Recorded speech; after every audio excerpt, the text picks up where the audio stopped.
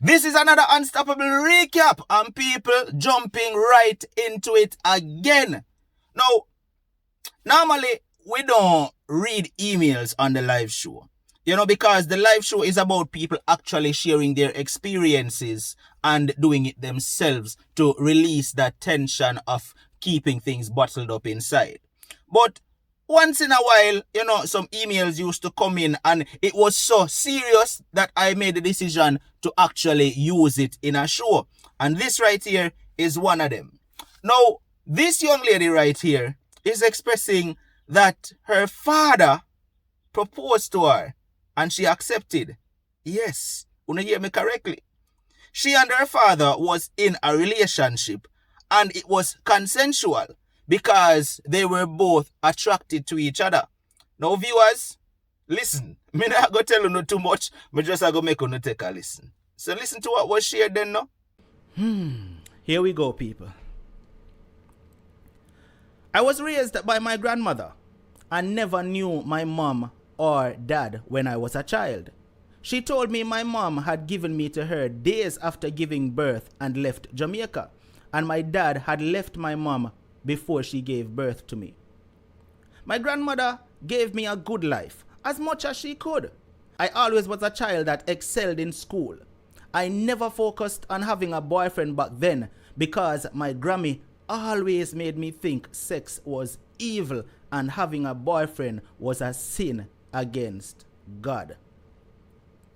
Sometimes I would be sad when talking to my friends and hearing them say things they did with their parents, and knowing I will never have a bond with my parents. That really hurts.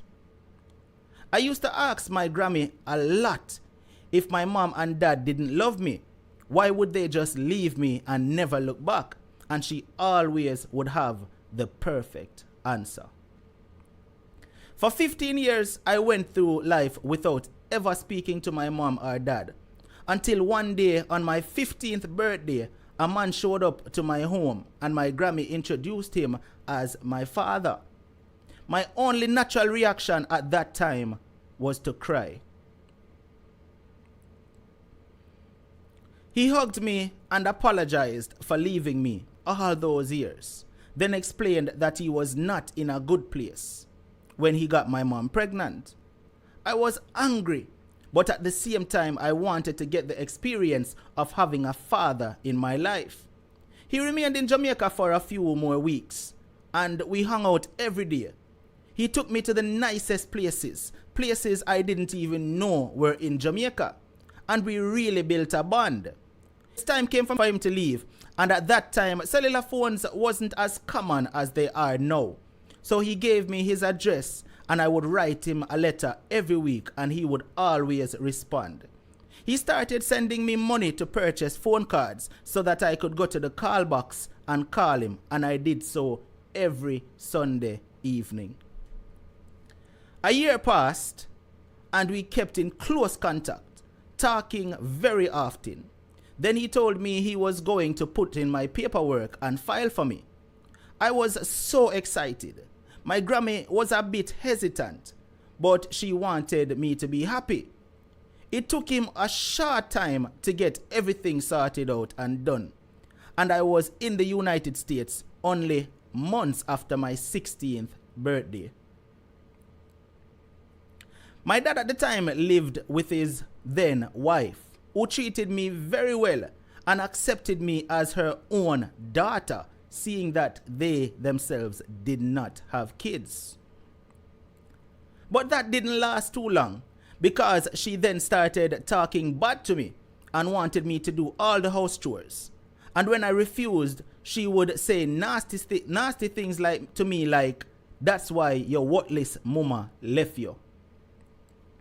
My dad was always in my corner and stood up for me. So one day she lashed out at him and said, "No, excuse my language, people, but I just want to read this exactly as she write it, so excuse my language." My dad was always in my corner and stood up for me. So one day she lashed out at him and said, "You're always defending her as if you not fuck." Excuse my language, people. My dad's response to that took me by surprise, when he said, "And so what if we are?"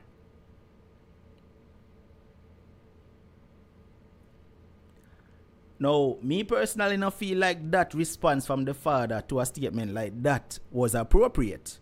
I don't know if anybody else agree with me. The stepmother say, "You always a pick up fear," like say Una. And his response was, "So what if we are?" Anyway, I didn't pay much attention when he said it, cause we were all heated and upset at the time. 2 years later, my dad and his wife got a divorce, and then it was only he and I living in the home together. At 18, I was still a virgin and didn't even have a boyfriend. I got a job working for a clothing store where I was introduced to a guy who I really liked, and my dad liked him too. I was convinced he could have been the man to take my virginity, until I caught him having sex with my friend who introduced us in the first place.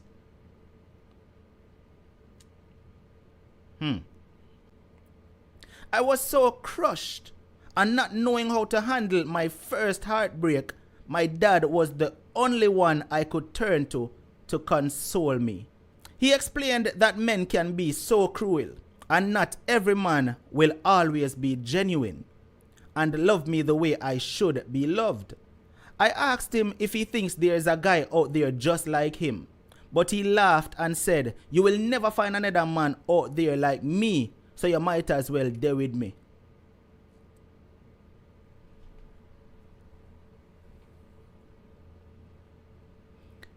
Now that's not a laughing matter, people. That's not a laughing matter.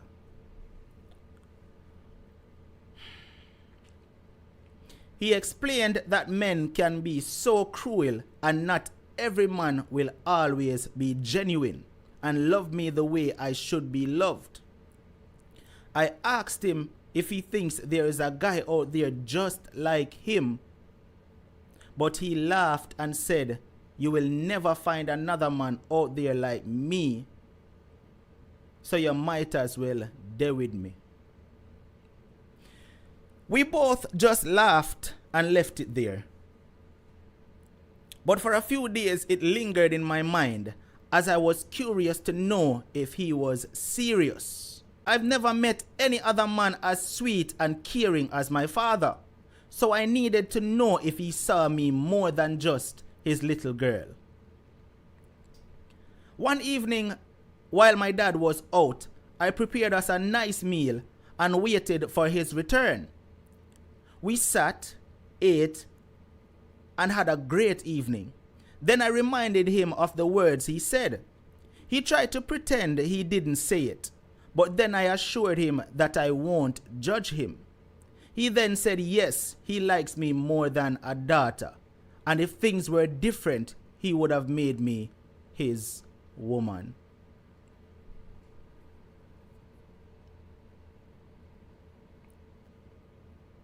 I then asked him, why can't we do it if I feel the same?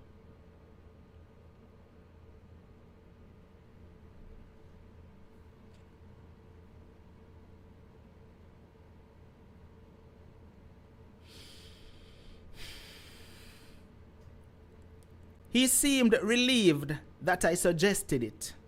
We made passionate love that night, and since then my father has been the only man I've ever been with. I had no idea what an orgasm was, but he explained everything to me in full detail that I was feeling that night.